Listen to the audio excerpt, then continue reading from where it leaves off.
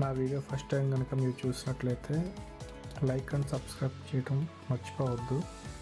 మీ support అనేది నాకు చాలా అవసరం. మట్టితో నేను ఎలా చేస్తున్నాను అనేది మీకు ఈ వీడియోలో వివరంగా చూపిస్తాను.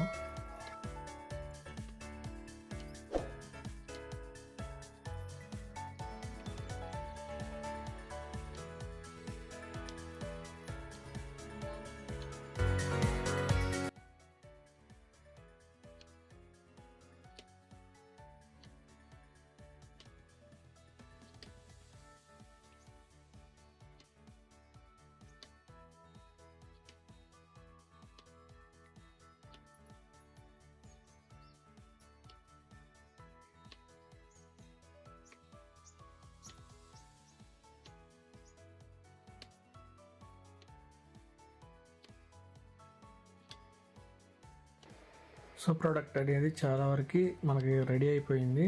దాని నుంచి అంతా కరెక్ట్గా చూసుకొని బ్యాలెన్స్ చేసి కట్ చేశాను. ఆ కట్ చేసింది తీసుకెళ్ళి ఎండలో ఎండబెట్టుకొని ఆ తర్వాత అది ఆరిపోయిన తర్వాత మనం అది సలప రాయి అంటారు, వాటి సహాయంతో నేను చేస్తాను. ఇప్పుడు చూడండి,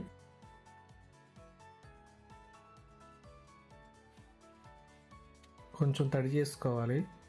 చేసుకున్న తర్వాత అది ఒక రాయి ఉంది కదా, ఆ రాయితో ఆ మట్టి అనేది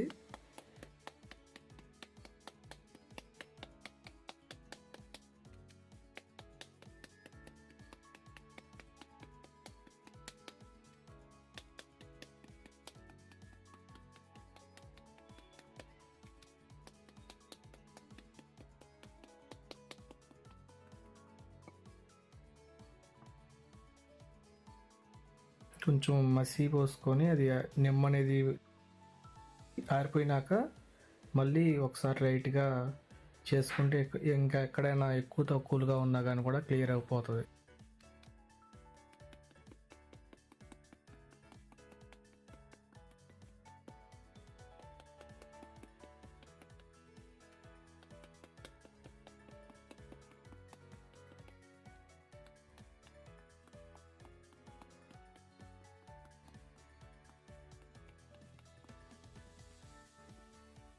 ఓకే, థ్యాంక్ యూ.